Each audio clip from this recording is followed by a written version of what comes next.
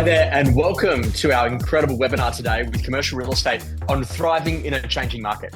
And I know that no matter what level of estate agent that you play in, so the commercial, industrial, and retail sector, it certainly has been a very interesting course over the last 24 months. We've seen some pretty significant changes happening inside of that marketplace. And over the course of this webinar, we want to really get you set up for what you can do as we come into the close or the back end of this calendar year. As a part of that conversation, it's tips on how to actually win the listing through the power of great marketing.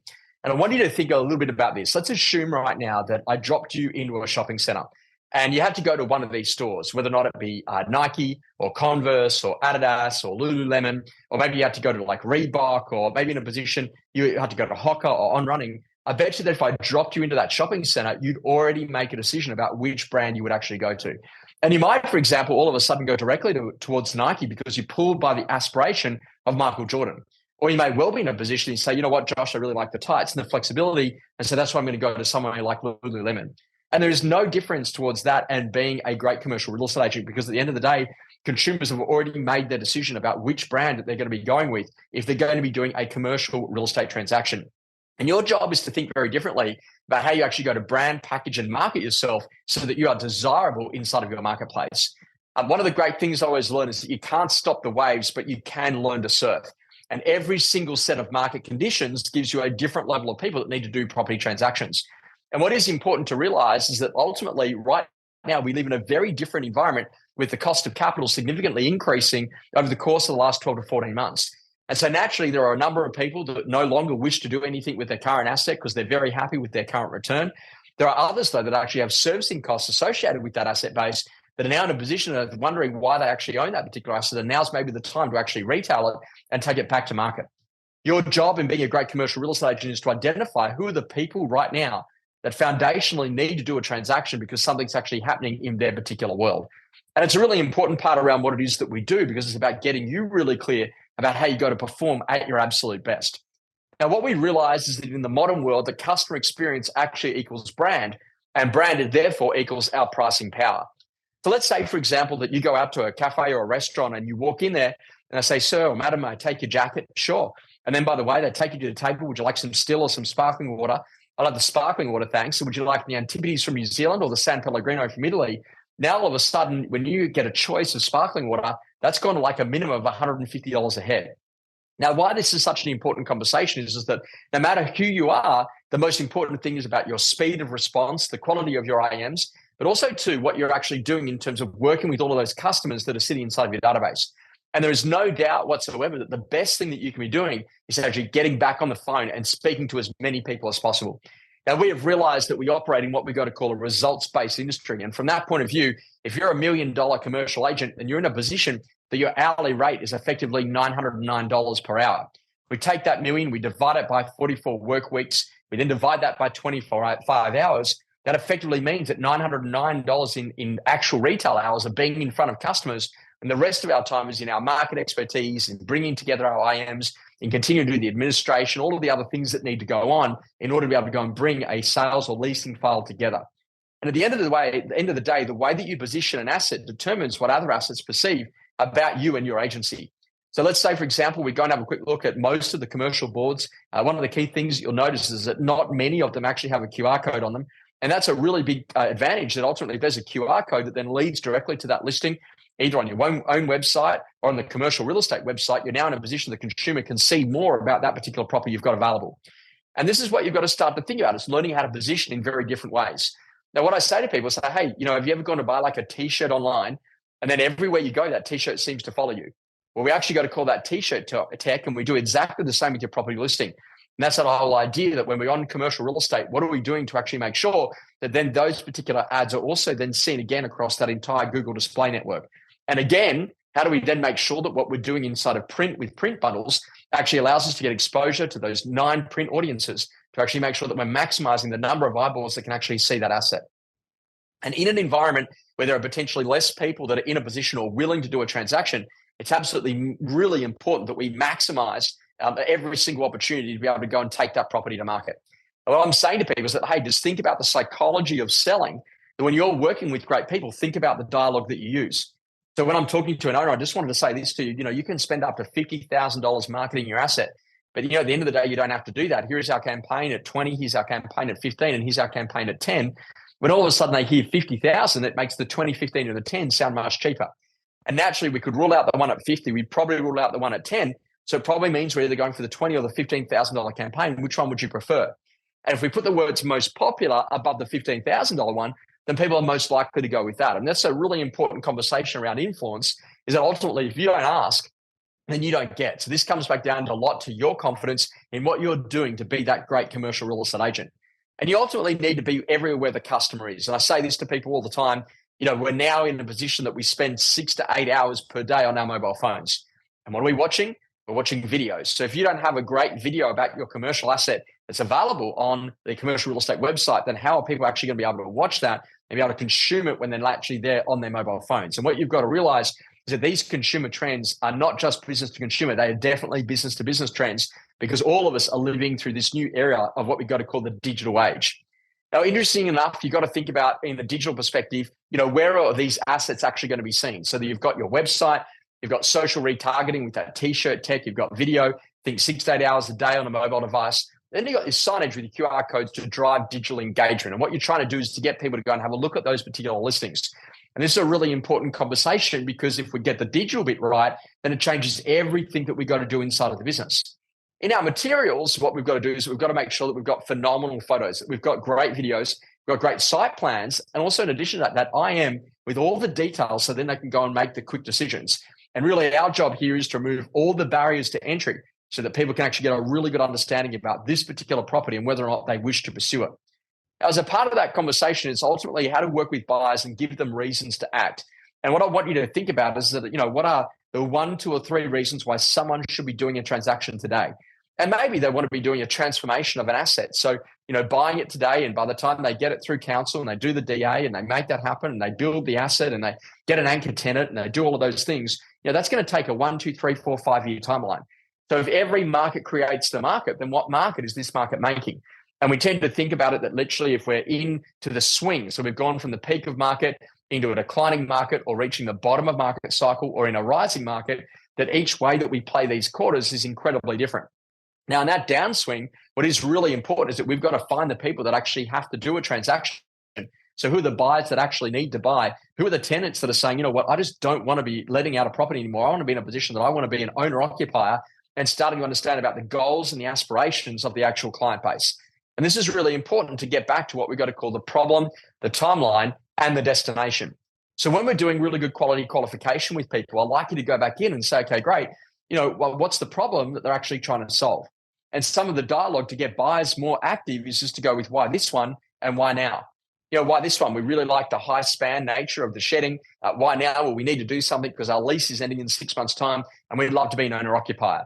Or it's over 10,000 square meters, and so we need time for fit out before we could actually encourage our staff to move back on site. And this is a really important conversation that 5 words or 2 questions, why this one, why now, might give you complete transparency on what's actually driving that buyer's interest in that particular asset class. What's also important is to think about the question. So what problem are you looking to solve, by buying, by moving, by leasing, by selling, whichever one of those service lines you're involved in, but actually get really clear that without a problem, people simply do not move. A guy by the name of Ari Weinsvig has this basic conversation where he says that change only happens when people are in a position that they have a high level of dissatisfaction, they have a very clear vision for the future, and they're prepared to make those next steps happen. So your job is to identify what is the dissatisfaction the client has. Maybe they're over this particular asset, they've got as much capital growth as they can, and now's the time to step up into the next asset class. Maybe they've got some funding issues and, to be able to maintain the existing asset, they're just not going to be able to service that new debt level. And so they need to sell it. And so your job is ultimately to get really clear on the problem, which will ultimately drive that timeline. So how urgent is that problem for you? The benefit of that question is you can work out whether or not people need to do something that's either tied to an end of a lease date. Maybe they've got some funding that's in place and they can only purchase over the course of the next 90 days before they have to go back to approval on that finance. Maybe they're in a position that they need to do something quite quickly because there's something else that's driving that time. And once we get clear about how urgent it is, then what locations are they considering, and ultimately how much would they like to spend, either on a per square meterage rate or what they're doing in terms of leasing or a sales rate, getting very, very clear about where the budget sits and where ultimately they go to see incredible value. Now, what is important here as a part of that conversation is to then realize that one of the things that does force people to go to do transactions is something we got to call our timeline method. And that's really about actually understanding what we do in terms of the end of the year.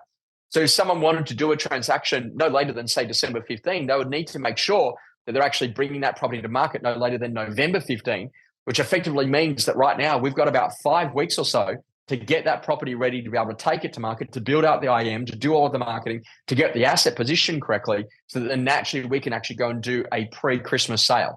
And this is also important that when you're working with a buyer, is there anyone who actually needs to do something this year because of a lease end date or maybe a finance clause? And off the back of that, if you just work with them well enough, would actually go to find something that they could go and do a transaction on. Now, what we also realize is that ultimately the thing that drives buyers the most is the perception of fear. And that's, like taking a tape measure or one of the very long site measures and naturally moving in a position that when you're working with people, can you get multiple inspections at the asset at exactly the same time?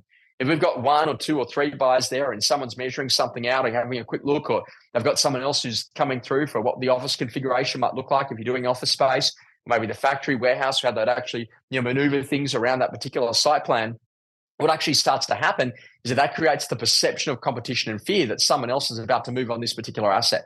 And your number one job is to ultimately drive that fear of the buyer to actually get them into a position that they need to do a transaction today. And ultimately, one of the great things is we know that auction has a really clear definition of timeline, whereas an expression of interest, that's an example, it does have a clear timeline, but it doesn't necessarily mean that the transaction is going to happen in and around that particular date. And our job is to get really clear that you make sure that you work a bigger audience. And the way that we're going to do that is to start to think that we need to be at the top of all the search results. That's as much as possible. We need to make sure that we're extending that into having a look at what's happening in terms of the Google display network, and then thinking about where those print bundles come with 9 to make sure that ultimately everywhere that customer goes, they're getting drawn towards that particular asset. And this is a really important conversation to make sure that now more than ever before that you've got your assets correctly positioned, that if there is going to be an asset that's going to be transacting, that we need to be making sure that it's actually our asset because we've made sure that all the available buyers are aware of that particular property. What is important is to realize that we operate in a world where we've got to help people to actually bring some of those reluctant sellers to the market. And you've got to really remember at the end of the day, why might they be reluctant? So what would actually happen if we wrote up a list of all the things that were being given in terms of excuses or maybe objections that we're getting from clients? Josh, I've got all my money in this asset. Am I actually in a position that I just can't find a better return anywhere else? It's going to be pretty hard to leverage someone out of that. I just don't think that now is the right time. I think the asset was worth $500,000 or $1 million more, maybe 2 years ago. If we sold this would have a significant impact on our balance sheet. And we are certainly seeing that with a lot of our real estate trusts, that ultimately they're in a position that now that a lot of the valuations that they had, they're just not stacking up on those properties as ultimately coming to a very different era. But what is important is to actually realize that there will be people that will need to do a transaction. And that's actually, you've got to get to the list of the reasons of why someone would actually go and do it now. Now, we are seeing that ultimately maybe there's some generational wealth that's been created. And actually, the next generation just doesn't want to continue with the existing asset class. We've seen some pretty significant changes, I think, particularly around the owners of Hamilton Island, who are making the decisions to change what they're doing with their asset class over this next phase. Also, too, there's different strategies that people are making that decision to actually get better offices for people to actually come back into the office. And actually, within 3 to 5 years, they expect that all employees will be back working from the office and not working from home. So you've actually got societal trends, you've got economic trends, you've also got businesses that are at very different stages of that particular growth cycle. We're going to cover that off today to actually encourage people to go to do that transaction now. And if you think about it, we're going through a global resetting of asset prices. Naturally, what actually happened over a period of time is that we actually saw a significant increase in the total value of all of the assets. And that's ultimately changing because now we're actually in this position that things are either shifting rather quickly. And our job is to actually make sure that we stay very, very focused about helping people to understand what actually happens. Now, if the funding costs are shifting, then ultimately we need to find those people that need to be able to do that conversation to get that right. You've got to use your market intel like the property clock to actually really make it work for you. If you haven't seen it before, Heron Todd White, a group of valuers, they actually do a retail clock about what's actually happening. And it goes from what we got to call peak of market to declining market to the bottom of market cycle, followed by what we actually call a recovering market or a growth market. And naturally, they're saying that Sydney, where I'm based today, for example, is sitting in what we got to call a declining market as most of our metros. And we would expect that as a part of the cycle, but whatever goes up must come down. And naturally, this is the great time where people are repositioning their assets to get into a better quality asset class that can significantly drive forward in terms of growth. And that transition into that better quality asset class is always what we need to be doing. So I would literally be thinking that where the biggest opportunity is to be able to get on and ring every single person that we've gone out and done a market appraisal or evaluation. I want you to think about that. Think about every single property that you've gone to do a market appraisal on. Every price that you've given over the course of the last 5 years is now completely incorrect. So what would happen if you got on the phone and you rang every single one of those owners? Hi, Hannah, and hi, Jeff. I thought I'd give you a quick call. I know we came through, we gave you an idea on the value of your properties, and we just thought we'd quickly check in to see, hey, have you got any plans with your asset class moving forward? We're seeing a number of people now saying that this is a good time to be able to change out of some assets and get into some better quality assets to ride up the recovery when it happens. We'd love to meet with you and talk to you a little bit about your portfolio. And your number one job is ultimately to be out there and the sort of person that goes to create the opportunity rather than the sort of person where the opportunity just comes to you. And this is an important conversation because with the changes in the cost of capital, some people simply cannot hold on. So how many people actually bought an asset off you over the course of the last 5 years when practically money was free that are now in a position where they say, you know what, I actually can't afford that. The rents are simply not covering it. And we need to make the decision to go and retail that asset class. And it actually gets you to that position that there are going to be some people that are going to prefer to remain with that asset is there just isn't anything else that's going to be better out there inside of the marketplace. And what our job is to do is to actually say that now more than ever before, you've got to give people a reason to act. You've got to find those that actually have to do a transaction. So I think that there are business partnership splits that are going on. There's generational change in relation to asset classes. And there's also what we've got to call the stage of business that people are actually going through. Interesting enough, I was in Launceston and they just closed the most recent Sanity music stores there on Friday, which is pretty amazing because they'd closed pretty much everywhere else in the country. Yet you've got other businesses that are doing really well. For example, the conversation around what's actually happened with big box hardware stores like Bunnings, and also to the conversation around things like Dan Murphy's that have traditionally really nailed it in terms of their store format. But it is really important to be in this position that you start to get very clear about the stages that businesses actually go in. And what I would be doing is that I'd actually be thinking about those stages very specifically and thinking what I could do to go and change them. Now, Les McCohen wrote a great book on this called Predictable Success. And he says that what actually happens inside of a business is that they go through a couple of different stages. The first stage is what we actually got to call early struggle. And this is ultimately the business is trying to find out its business model. It's trying to work out how it actually works. Obviously Amazon, they went through this without a doubt in trying to work out how the business actually operated. And then there's a day where ultimately the business actually gets to fun. So naturally, it's a very fun and exciting type of business operation. And beyond that, it then moves into whitewater. So all of a sudden, we just don't know how to deal with all of this amount of demand that we've actually got going on all the time. And beyond whitewater, the business then hits what we actually got to call that predictable success model. So day in, day out, we know exactly what to do, that if we do this, that we get that. And beyond predictable success, we then get into treadmill, where the business is just going through its normal actions before we then enter in what we got to call big rut, where ultimately there's a significant downturn in overall business performance, which then leads us into what we actually got to call the death rattle. So if you think about it, CD stores, DVD stores, definitely in death rattle, predictable success, definitely Bunnings and Dan Murphy's. But ultimately what we have seen is that Masters hardware stores in Australia went from early struggle to death rattle in the course of effectively 18 months. And Bunnings' entry into the UK failed very quickly within under 2 years because they were trying to sell a lot of outdoor barbecue equipment in a location which has winter effectively for 8 or 9 months of the year. So what I want you to consider is that when you're working through your list, who are the best group of people that you can go to call to create a ton of opportunity and really land that as much as possible. So which industries are in early struggle, which ones have hit predictable success, and then literally which are the ones that are in death rattle. Go through every single person that you know that is coming towards the end of lease, and did they actually have a desire to be an owner-occupier? They may be the sort of person that might want to buy the existing site that they're already in, or maybe now's the right time to maybe transfer to a different location where they can get better value for money, because obviously there's some sort of form of incentives or there's something else that's actually inside of that asset class that allows people to go and move rather quickly. Your job is ultimately to go to find that opportunity as much as you can and to actually make sure that you get really clear about where the biggest opportunities might be. So if it's me, without a doubt, the type of work that I'm doing over the course of the next 30 days, I'm going to ring every single past client who's actually made a transaction with us over the course of the last 3 to 5 years and just check in and see where they're at with that asset class.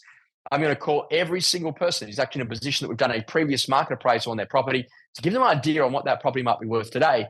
And then in addition to that, I'm going to go and work through all of the buyers who've been those underbidders at some of our auctions, or even those buyers that have been offers in EOI campaigns, and just assess whether or not any of them actually have an appetite to be able to go and do a transaction.